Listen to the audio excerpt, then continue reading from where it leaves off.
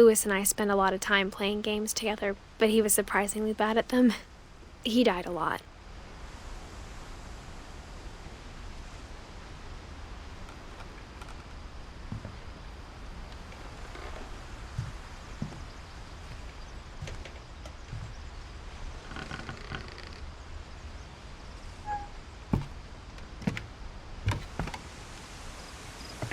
On the way back from Lewis's funeral, my mom told me to start packing.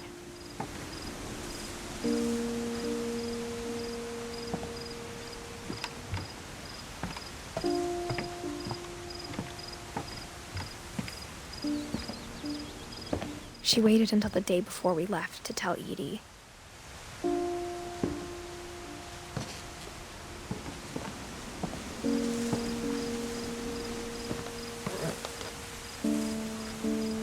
I'm not sure if she wanted to make it easier or harder.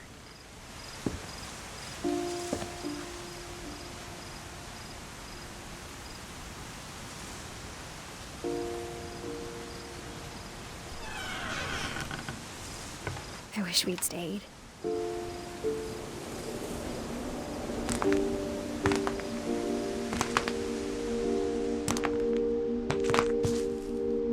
But I understand why we left.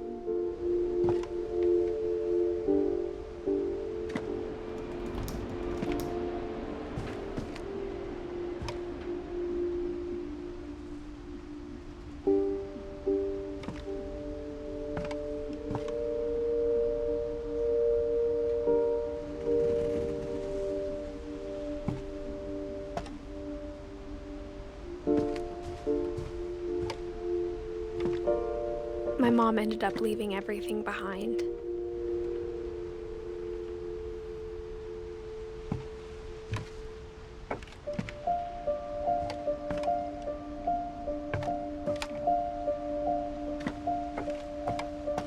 What happened that night had been coming for a long time. Maybe it should have come sooner.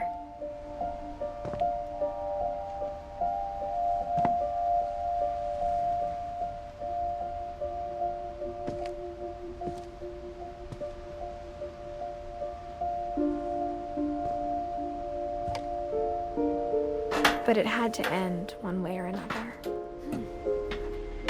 All that's left now is to tell you about that last night.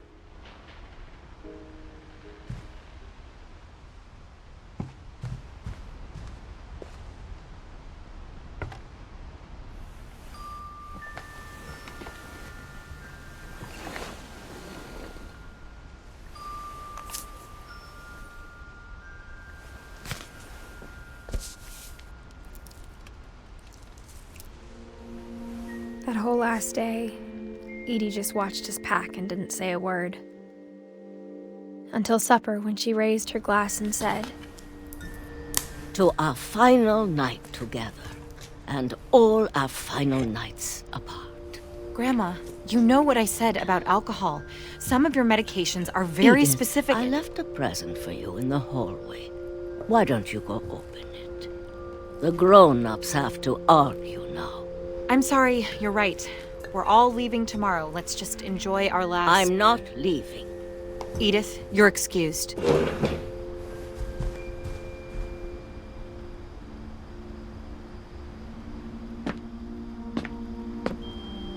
The power had been shut off that morning, but Edie always had plenty of candles. When my mom sealed the library, I don't think she knew about the other entrance.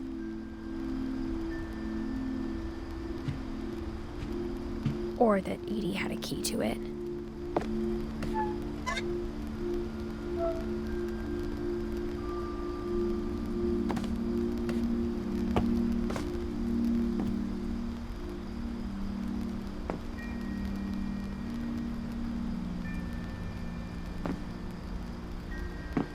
That thing you're afraid of isn't going to end when you leave the house.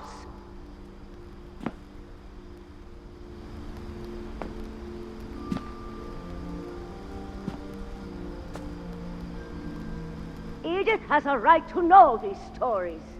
My children are dead because of your stories. I think it's best if Edith and I leave tonight. we'll have the nursing home send a van for you in the morning. Okay?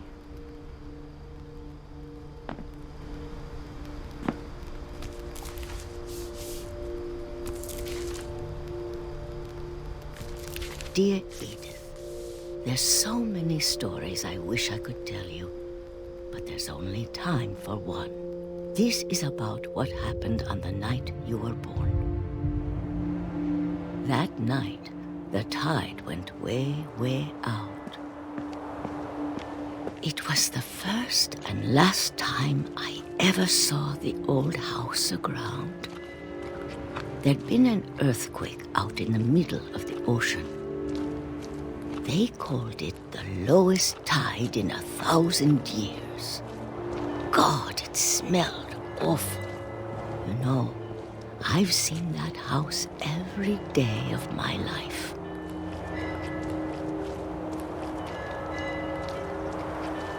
But I never thought I'd go back to it. When the fog rolled in, I lost my way.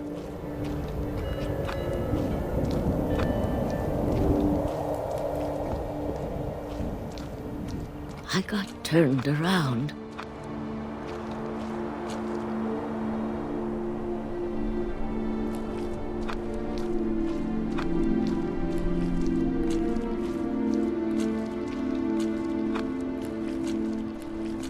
For a while, I wandered.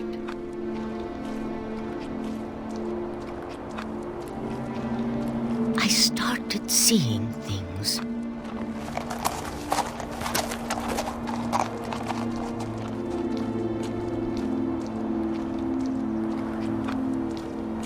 Things I'd forgotten had ever existed.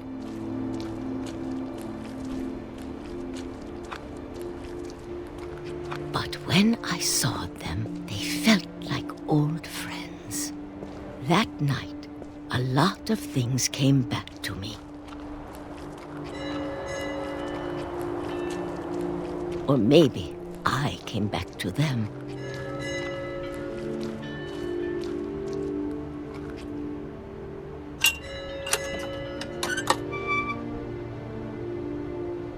Things I can't explain, but that I need you to try and... Edith, what are you doing in here? It's mine. Edith! Mom, you're gonna rip it! Let go! I kicked and screamed, but Mom dragged me to the car.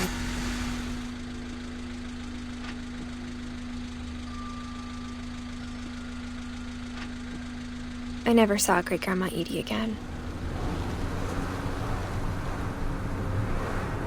The next morning, the van came to pick her up, but she was already gone. After that, we moved around a lot.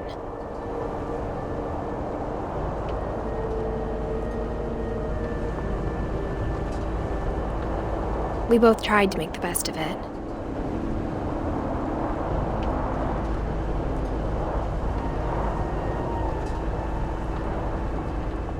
A few years went by.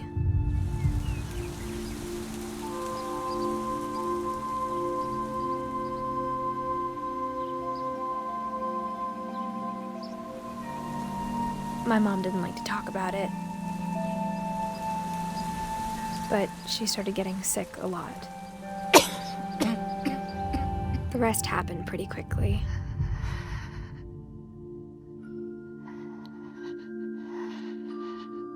She got better for a while, and then she didn't. And then I was alone. The last Finch left alive.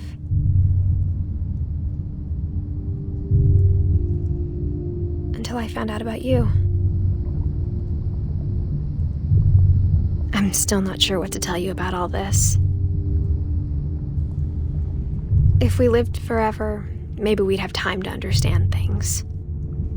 But as it is, I think the best we can do is try to open our eyes. And appreciate how strange and brief all of this is.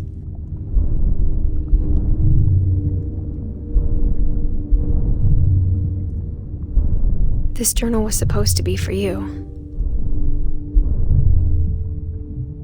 But now I hope you'll never see it. I just want to meet you and tell you all these stories myself. But I guess if you're reading this now, things didn't work out that way.